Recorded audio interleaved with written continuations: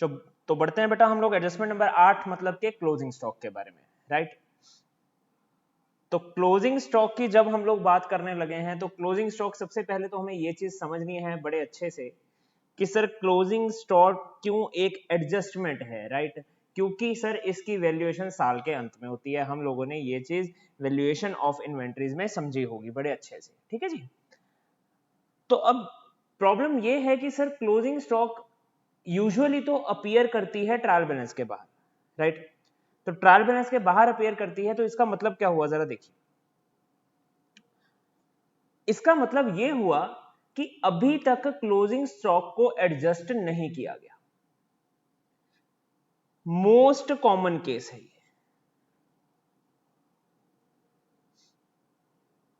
Right. सबसे ज्यादा common case है। आगे अब देखते हैं हमारे सामने किस तरह की केस को इस केस को किस तरह से रिप्रेजेंट किया गया है। तो देखिए बेटा जरा ध्यान से, ट्रायल बैलेंस है 31 मार्च 2020 को, ओपनिंग स्टॉक है 50,000 का, परचेजेस है 2,20,000 की, परचेज रिटर्न है 20,000 की, कैरियज इनवर्ड 10,000 का, 6,000 का कैरियज आउटवर्ड, सेल्स है 2.5 लाख की और सेल रिटर्न है 4,000 की। आगे क्लोजिंग स्टॉक दे रखा है कॉस्ट प्राइस 80,000, ठीक। क्लोजिंग स्टॉक क्यों सर एडजस्टमेंट में आ रहा है? क्योंकि सर इसे हम लोगों ने फिजिकली काउंट करके बाद में बताया होगा, राइट। हमने इसकी वैल्यूएशन मेथड्स को फॉलो किया होगा और उसके बाद हम लोगों ने इस चीज की वैल्यू निकाल के सामने रख दी होगी। इसका एस्टिमेटेड सेलिंग प्राइस है 82,000 और एस्टिमेटेड सेलिंग एक्सपेंसेस है 3,000। अब बेटा पहले तो मैं आपको एक फटाफट से एक प्रिंसिपल याद करवाना चाहता हूं। कौन सा प्रिंसिपल था वो? सर वो प्रिंसिपल था कंजर्वेटिज्म प्रिंसिपल। और कंजर्वेटिज्म प्रिंसिपल के तहत एक चीज बहुत जरूरी होती थी, वो ये होती थी कि सर क्लोजिंग स्टॉक को कॉस्ट और NRV which ever is lower के बेसिस के ऊपर वैल्यू करना होता था। किसे? सर हमारे क्लोजिंग स्टॉक। रंग बिरंगी से आइटम है बेटा, डिफरेंट सी आइटम है, इस वजह से इसे मल्टी कलर में दिख रहा है। तो अब बढ़ते हैं आगे। तो अब सर ये एनआरवी क्या होती है? नेट रिलायजेबल वैल्यू को एनआरवी बोला जाता है। और ये एनआरवी कैसे निकल के बाहर आती है? Sir estimated selling price minus estimated selling expenses. कितना हमें सेलिंग प्राइस पड़ेगा और कितना उसके ऊपर एक्सपेंसेस पड़ जाएंगे, उसको लेस करके हम बोल सकते हैं कि जो इस केस में हमारी एनआरवी आ रही है दैट इज ₹79,000। लेकिन सर ये क्वेश्चन के बिल्कुल एंड का मुद्दा है, अभी बीच में देखते हैं क्या हो रहा है।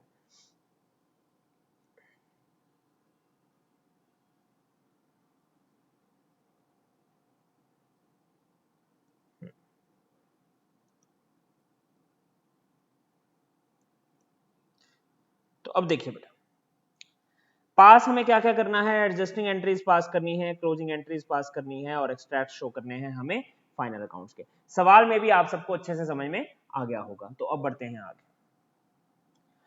तो सबसे पहली बात तो बेटा आप ये देखिए कि क्लोजिंग एंट्रीज किस किस चीज की पास होनी चाहिए। देखिए ये जितनी भी आइटम्स हमारी कॉग्स निकालने में हेल्प करती हैं वो सारी की सारी आइटम्स का घर एक है जिसका नाम है बच्चों क्या? Trading account, right. क्या नाम है उसका?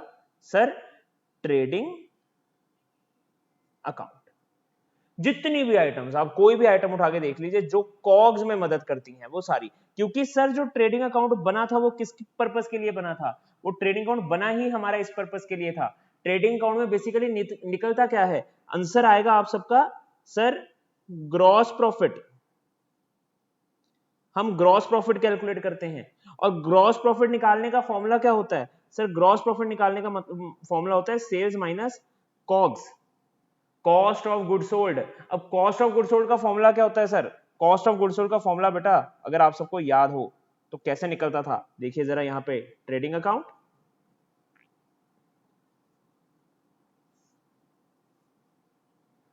यहां पे आपका आ गया टू ओपनिंग स्टॉक, यहां पे आपका आ गया बाय सेल्स, ठीक है जी, लेस रिटर्न्स,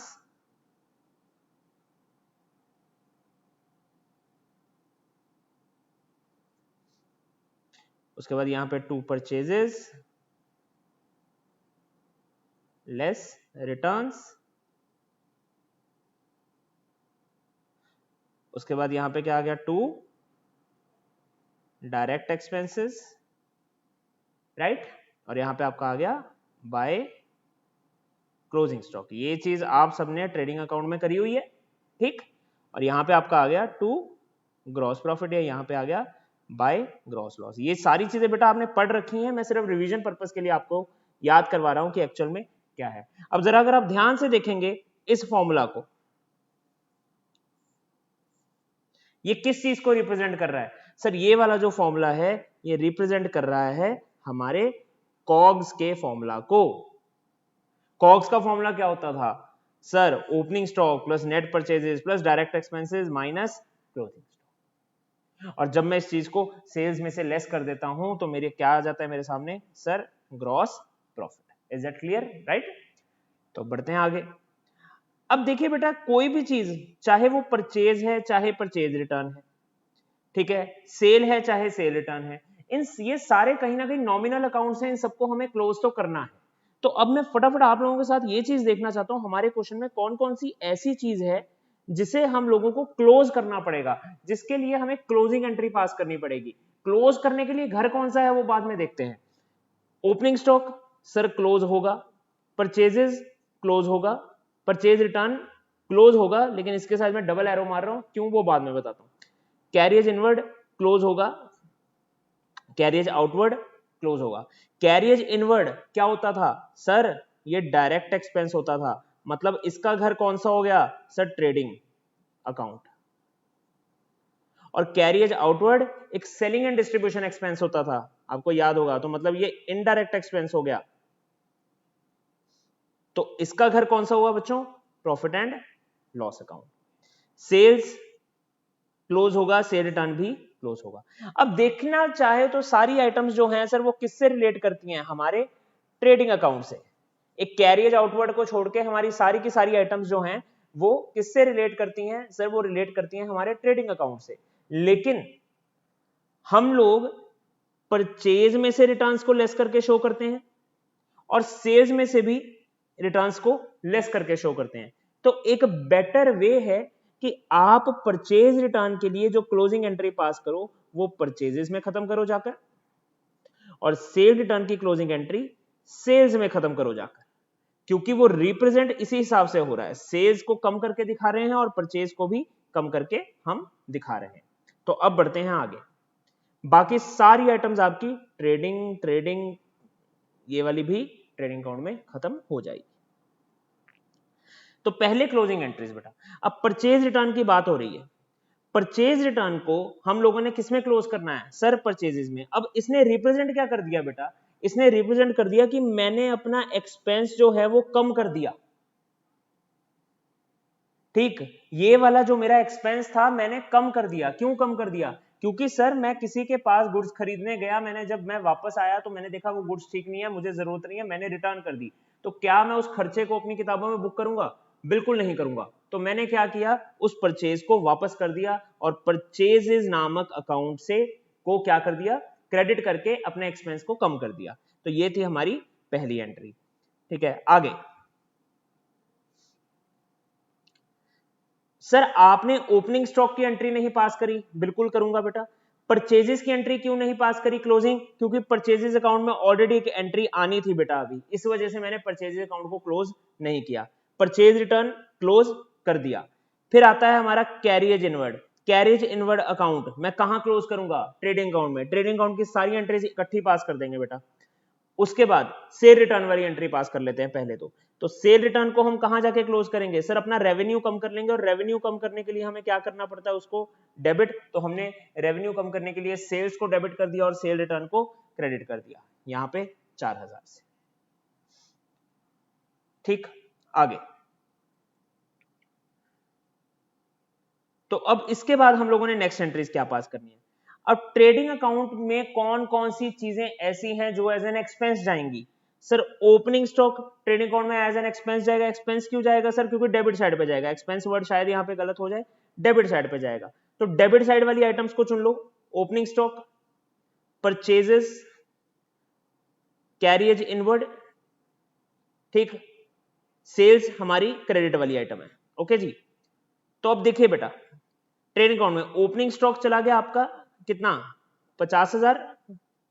परचेजेस क्या 2,20,000 जाएंगी? नहीं सर, परचेजेस 2,20,000 में से 20,000 कम होकर 2 लाख जाएगा, ठीक, 50,000 2 लाख। और कैरिएज इनवर्ड जो है आपका वो कितने का खर्चा है, 10,000 का, वो यहां पे। फिर नेक्स्ट सेल्स टू ट्रेडिंग। अब सेल्स अकाउंट को भी ट्रेडिंग में ट्रांसफर करना है, क्या 2.5 लाख की सेल्स जाएंगी? नहीं सर, 4,000 से हमने अपना रेवेन्यू कम कर दिया था, तो ये हो गया आपका 2,46,000।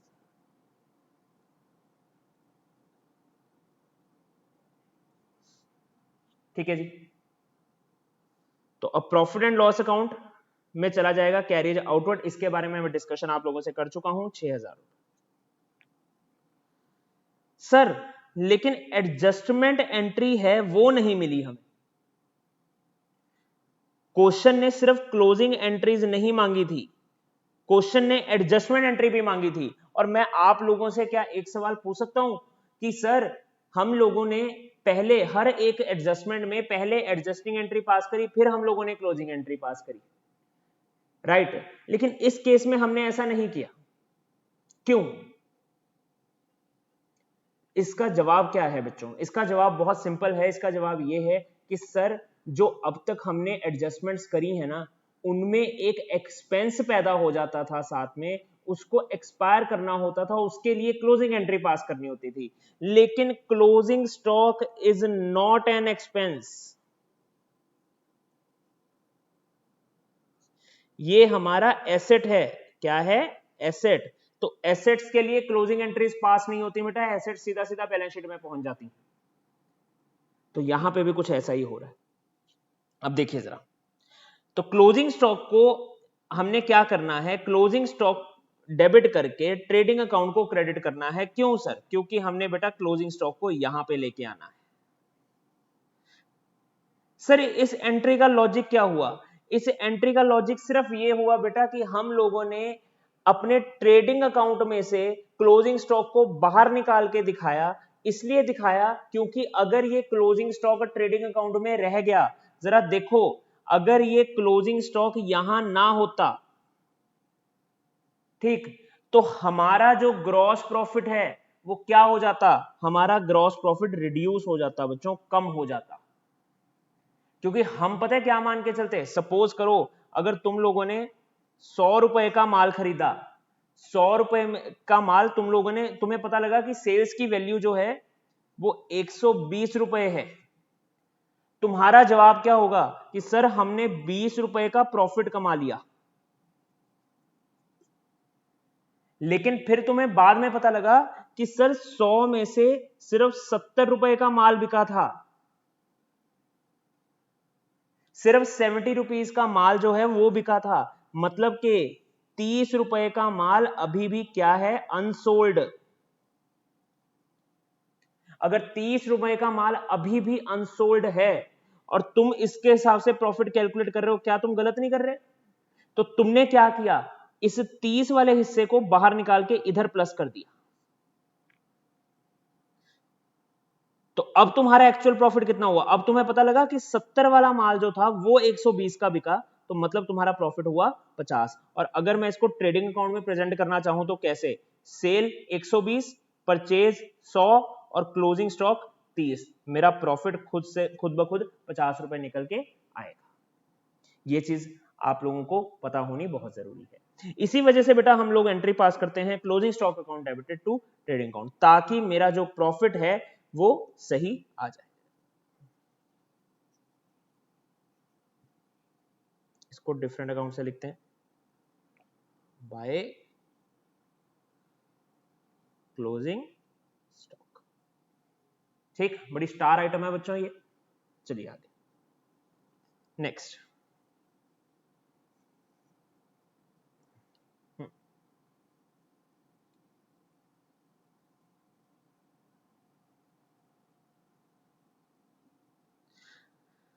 अब क्लोजिंग स्टॉक की वैल्यू, सर ये 79,000 कैसे है, इसके ऊपर भी बेटा मैं आपको डिस्कशन में पहले बता चुका हूं कि जो हमारी क्लोजिंग स्टॉक होता है वो एज पर कंजर्वेटिज्म प्रिंसिपल हम लोग कॉस्ट और NRV which ever is lower पे ऊपर वैल्यू करते हैं, क्योंकि मार्केट में अगर लॉस शुरू हो चुका है, ठीक, तो इन दैट केस हम लोग इसे फॉलो नहीं कर सकते। तो अब यहां पे देखिए जरा, एस्टिमेटेड सेलिंग प्राइस है आपकी 82,000 और एस्टिमेटेड सेलिंग एक्सपेंसेस हैं आपके 3,000, तो दैट मींस आपकी नेट एनआरवी जो बन रही है वो 79,000 पे बन रही है। अब देखिए लिखा क्या हुआ है, यहाँ पे पढ़िए जरा इसको। Closing stock is valued at cost price rupees 80,000 और net realisable value 79,000 whichever is less due to conservatism principle, जिसके बारे में आपको बता चुका हूं। तो यहाँ पे ये रहा 79,000। आगे बेटा यही चीज लिखी हुई है, जो सामान बिका नहीं वो तो ट्रेडिंग अकाउंट की एक्सपेंस साइड से हटना चाहिए। अब समझ में आया, जिसका लॉजिक मैं आप लोगों को यहाँ पे समझा रहा था कि सर अगर हमने उसको एक्सपेंस साइड पे ही छोड़ दिया तो मेरा ग्रॉस प्रॉफिट रिड्यूस हो जाएगा, मतलब मुझे सही से पता ही नहीं लगेगा मैंने कितना प्रॉफिट जो है वो कमाया है। चलिए अब हम trading profit and loss account बनाएंगे बच्चों। फिगर्स जरा साथ में आप लोग खोल के रखिए।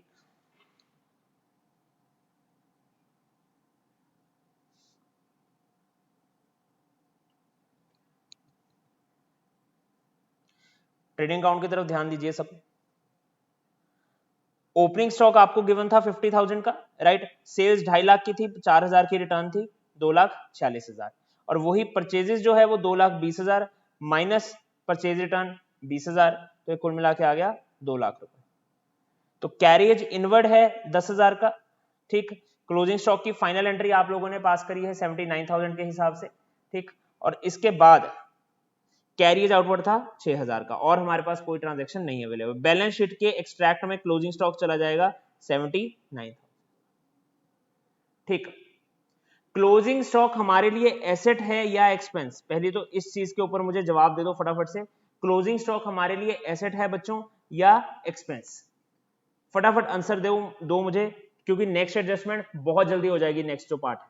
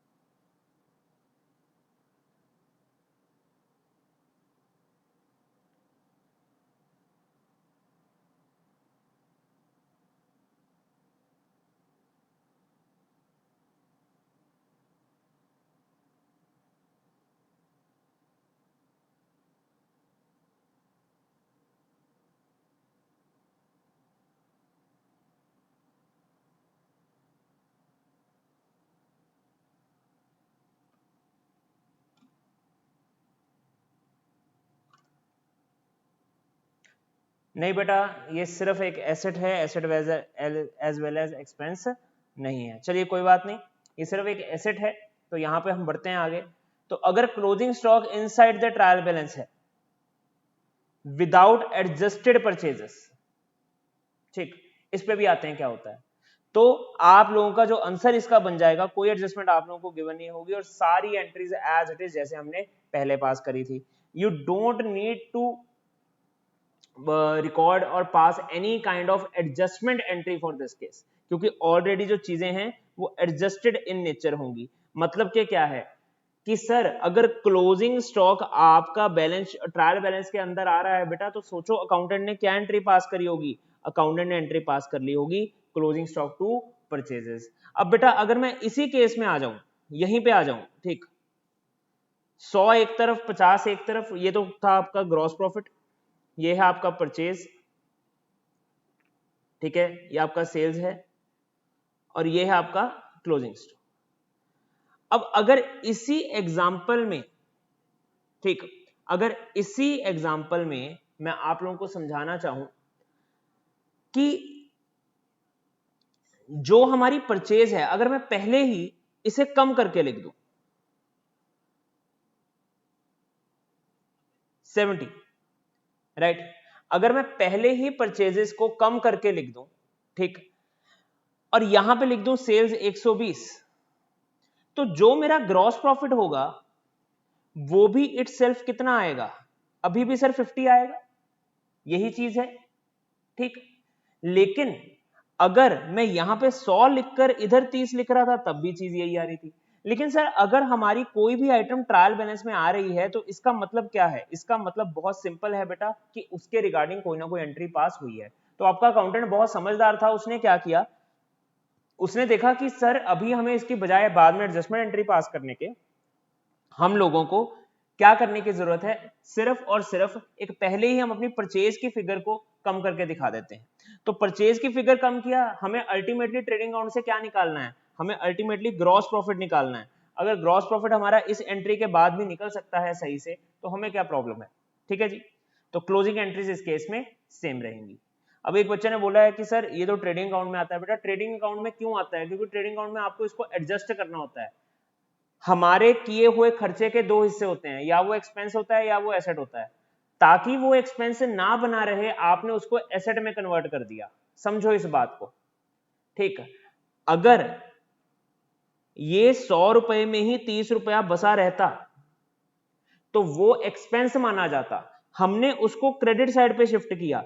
क्यों शिफ्ट किया, ताकि इस आइटम को अब एसेट बना दिया जाए। अगर आप लोग अब इसको एसेट नहीं बना रहे हो, ठीक, इसको एक्सपेंस में ही छोड़ रहे हो, तो प्रॉब्लम क्या होगी, आपका प्रॉफिट कम हो जाएगा। इसी वजह से तो हम उसको ट्रीट कर रहे हैं, इसी वजह से वो ट्रेडिंग अकाउंट में आ रहा है। चलिए इस क्वेश्चन को देखिए फटाफट से।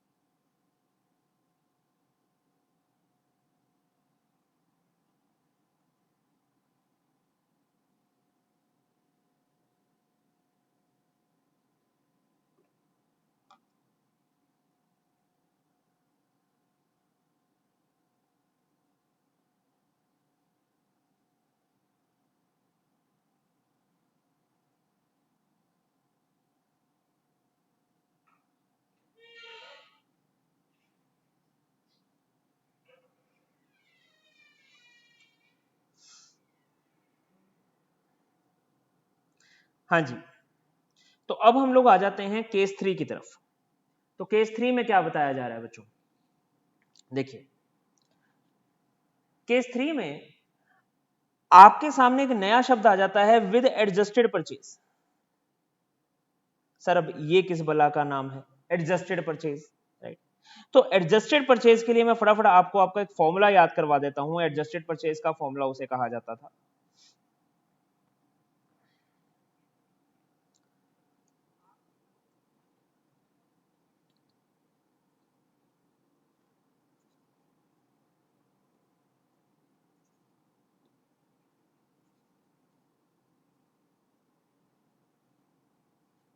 Adjusted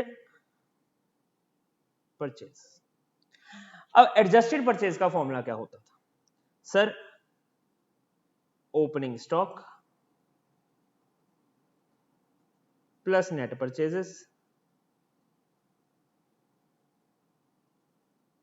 minus closing stock. अब देखिए बेटा, अगर मेरे ट्रायल बैलेंस में एडजस्टेड परचेज आ रही है, ठीक, तो ना ही मेरी ट्रायल बैलेंस में ओपनिंग स्टॉक आना चाहिए और ना ही नेट परचेजेस। नेट परचेजेस का मतलब ना ही परचेज आनी चाहिए, ना ही परचेज रिटर्न आनी चाहिए। क्या क्लोजिंग स्टॉक आना चाहिए? यस सर, क्लोजिंग स्टॉक आना चाहिए, क्योंकि क्लोजिंग स्टॉक का अगर इफेक्ट एडजस्टेड परचेजेस में है तो मतलब इसकी एडजस्टमेंट एंट्री पास हो चुकी है, तो क्लोजिंग स्टॉक तो आना ही आना है। क्यों? क्योंकि सर ये एक एसेट है। अगर क्लोजिंग स्टॉक नहीं आ रहा होगा मतलब क्लोजिंग स्टॉक की एडजस्टमेंट हमें फिर से ट्रेडिंग अकाउंट के साथ करनी होगी।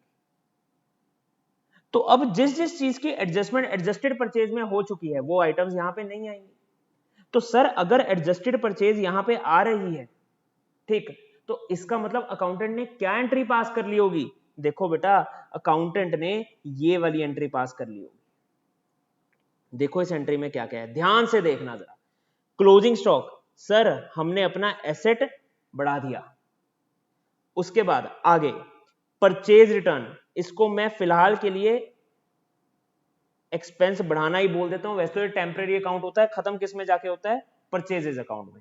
ये वाला एक्सपेंस मैंने अपना कम कर लिया, खत्म कर लिया। ये क्लोजिंग एंट्री पास हो रही है। किस किस की क्लोजिंग एंट्री? सर ये इसकी और इसकी, इन दोनों की क्लोजिंग एंट्री है। परचेज रिटर्न की भी क्लोजिंग एंट्री है, लेकिन ओपनिंग स्टॉक के लिए, सॉरी क्लोजिंग स्टॉक के लिए ये एक एडजस्टमेंट एंट्री। एडजस्टमेंट शब्द शायद यहां पे गलत हो जाए बेटा, क्यों? क्योंकि sir at the time of finalisation of accounts ये चीज हमारे सामने नहीं आ रही। ठीक है जी। तो अब अकाउंटेंट ने क्या एंट्री पास करी? देखो क्लोजिंग स्टॉक का एसेट खड़ा कर दिया यहां पे, ये वाला परचेजेस अकाउंट वाला जो है ये वाला एक्सपेंस कम कर दिया। ओपनिंग स्टॉक पिछले साल की बैलेंस शीट में एसेट आ रहा होगा, तो फिलहाल के लिए हम लोग मान के चलते हैं कि इसको एसेट जो है वो खत्म कर दिया इन्होंने। और ये सारी चीजें अल्टीमेटली जा कहां रही हैं? ये सारी चीजों को सर इन्होंने फाइनल करके कहां डाल दिया? हमारे एडजस्टेड परचेजेस अकाउंट। तो जो हमारा एडजस्टेड परचेजेस अकाउंट है वो कैसा है? वो इस हिसाब से बनता है कि it is a balancing figure. तो अगर मैं आप बात करूं कि ट्रायल बैलेंस में अगर एडजस्टेड परचेजेस आ रहा है, तो इसमें सर ओपनिंग स्टॉक हमारा एडजस्टेड है, कितने का था? 50,000 का। ये रहा 50,000 का। 2,20,000 का मेरा परचेजेस है, वो भी आ रहा है, माइनस ये 2,000 रुपए की क्या है? परचेज रिटर्न, शायद 20,000 है बेटा, एक जीरो और आएगा यहां पे, 20,000 है। और 79,000 क्या है? ये मेरा क्लोजिंग स्टॉक है, जो मेरी ट्रायल बैलेंस में इस हिसाब से रिफ्लेक्ट कर रहा हूं। तो पीछे बचा क्या? सर ये फॉर्मूला तो जाना पहचाना लग रहा है, ये फॉर्मूला तो किसी क्वेश्चन किसी फॉर्मूला से सिमिलर लग रहा है। ये किस फॉर्मूला से सिमिलर लग रहा है बच्चों? मैं आपको समझाता हूं। ये हमें जो सिमिलर लग रहा है, ये लग रहा है कॉग्स के फॉर्मूला से, right? Similar to COGS. COGS में और एडजस्टेड परचेजेस में फर्क क्या है? कॉग्स में और एडजस्टेड परचेजेस में सिर्फ एक फर्क है, वो क्या है सर? कॉग्स के केस में यहां पर डायरेक्ट एक्सपेंसेस भी ऐड हो जाते हैं।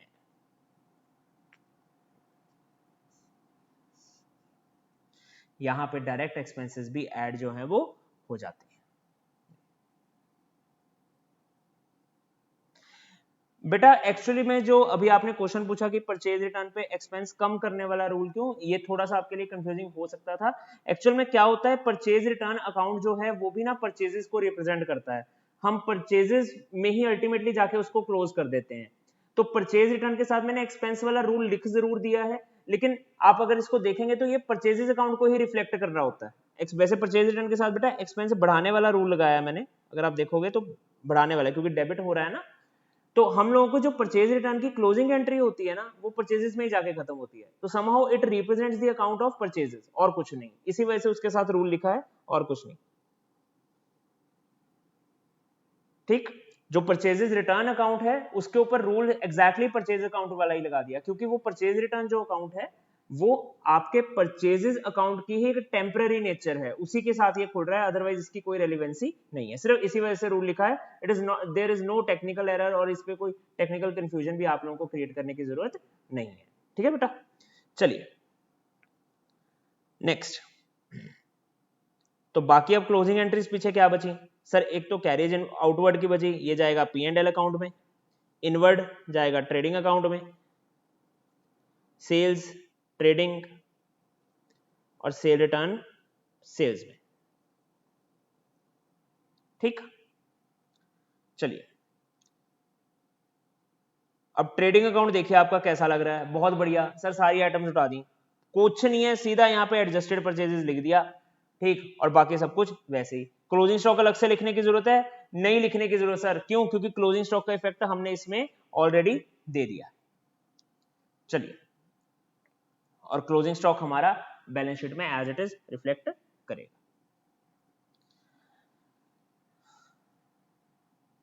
तो आगे क्या है बेटा, नेक्स्ट है आपका closing stock inside the trial balance, और ये वाला जो है विद कॉग्स होगा, यहां पे मिसिंग है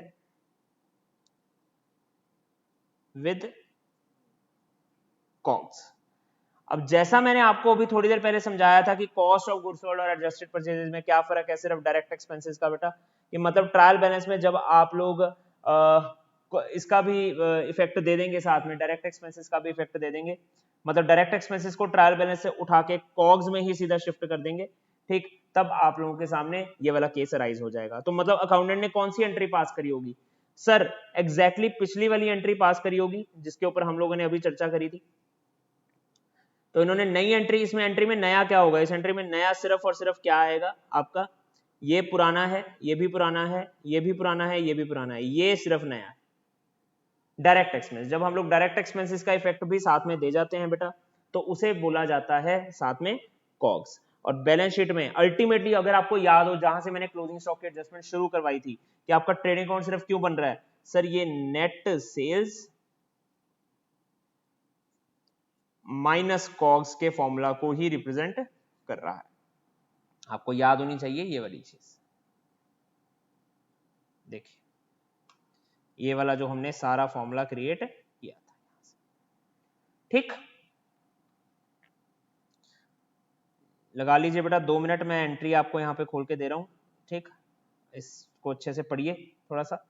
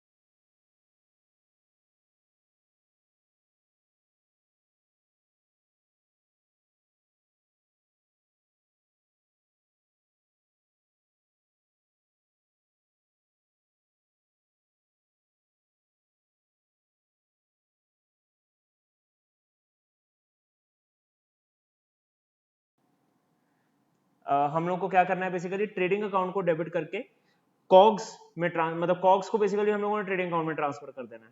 जैसा कि हम लोग अब देखिए, आप लोग अल्टीमेटली ये एंट्री सारी किस में जा रही है सर, उसी में जा रही है हमारी ट्रेडिंग अकाउंट में ही। क्यों? क्योंकि ट्रेडिंग अकाउंट का मेन मकसद क्या है सर, सिर्फ दो चीजों को मिलाना, सेल्स और कॉग्स को।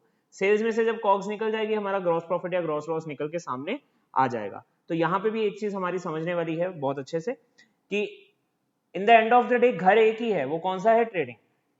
सिर्फ फर्क ये है कि सारी आइटम्स को इकट्ठा करके कौन लेके आ रहा है, एडजस्टेड परचेजेस लेकर आ रहा है, कॉग्स लेकर आ रहा है, कोई भी आइटम नहीं इकट्ठी हुई है, सब बीच में इंक्लूड करके आ रहा है। या थर्ड वाला जो हमारा सेकंड केस बन गया था, वो उसमें हम लोग क्लोजिंग स्टॉक को किस में एडजस्ट करके लेके आ रहे थे सर, परचेजेस में एडजस्ट करके लेके आ रहे थे। एंट्री क्या पास कर रहे थे, closing stock account debited to purchases. तो बेटा ये पॉइंट्स तो कुछ रिमेंबर हैं कुछ आपके लिए, ठीक। ये वही सारी बातें हैं जो मैं आप लोगों से अभी थोड़ी देर पहले डिस्कस कर रहा था। सबसे पहले ट्रेडिंग अकाउंट क्या करता है, नेट सेल्स और कॉग्स को मिलाता है आपस में, ठीक, ताकि ग्रॉस प्रॉफिट ग्रॉस लॉस पता लग जाए। उसके बाद क्लोजिंग स्टॉक अपीयर करता है अगर आउटसाइड द ट्रायल बैलेंस, तो वो क्या करेगा, वो एक तो ट्रेडिंग अकाउंट की क्रेडिट साइड पे शो होगा, राइट, और दूसरा asset side of the balance sheet को। अगर closing stock inside the trial balance आ रहा है तो बेटा सिर्फ और सिर्फ उसे एसेट माना जाएगा। कुछ बच्चों ने जवाब में लिखा था कि sir it is an asset as well as expense. नहीं, कंफ्यूजन मत क्रिएट करो।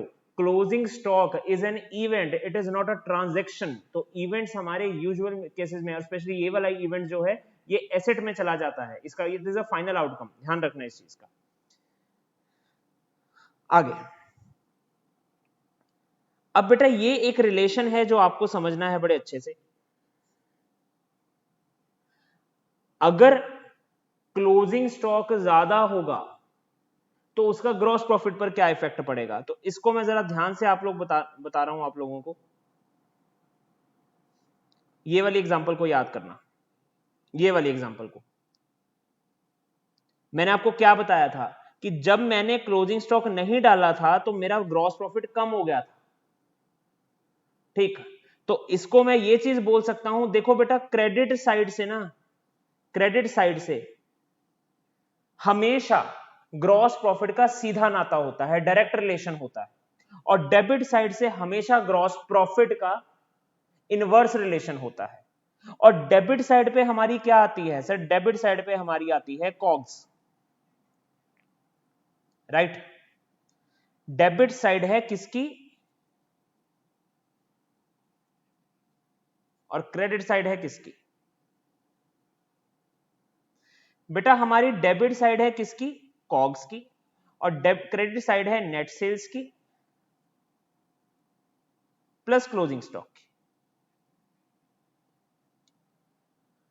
तो जब भी कभी आपके सामने ग्रॉस प्रॉफिट का केस आए, प्रॉफिट का, ठीक, मैं यहां पे लिख रहा हूं प्रॉफिट का केस आए,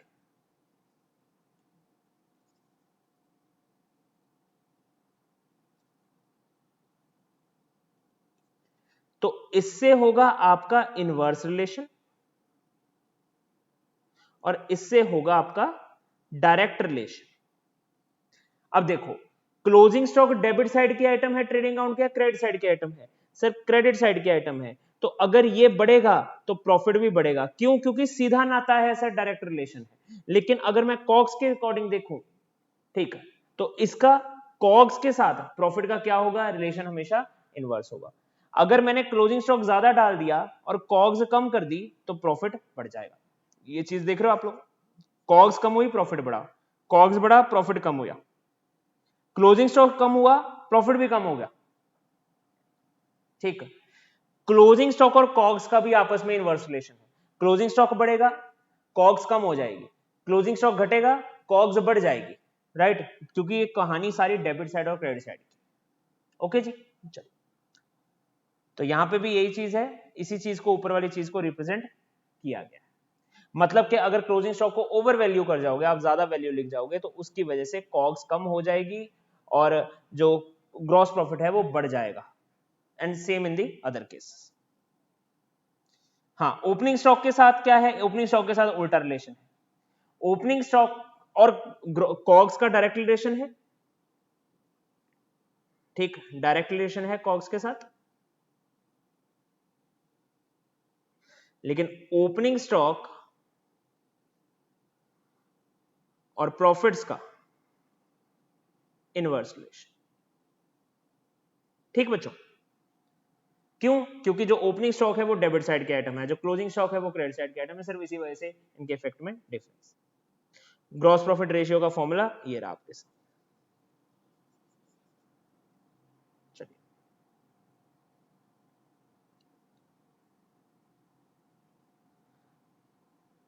तो बेटा बारी है हमारी अब नॉर्मल लॉस, मतलब लॉस बाय थेफ्ट और फायर। या आप लोगों ने एक बार अच्छे से घर से पढ़ के आनी है, ठीक, ये सारी की सारी एडजस्टमेंट, क्योंकि ये जो ग्रॉस प्रॉफिट वाली आपकी अब नॉर्मल लॉस वाली जो एडजस्टमेंट है ये काफी हद तक क्लोजिंग स्टॉक से रिलेटेड है, इसका ट्रीटमेंट सेम होता है, सिर्फ क्या होता है ये ट्रेडिंग अकाउंट से निकलकर आप लोगों को P&L अकाउंट में ट्रांसफर करनी होती है, और इसमें कुछ खास नहीं है, इसको मैं बहुत जल्दी से करवाऊंगा। ठीक, तो मिलते हैं हम लोग नेक्स्ट लेक्चर में बच्चों।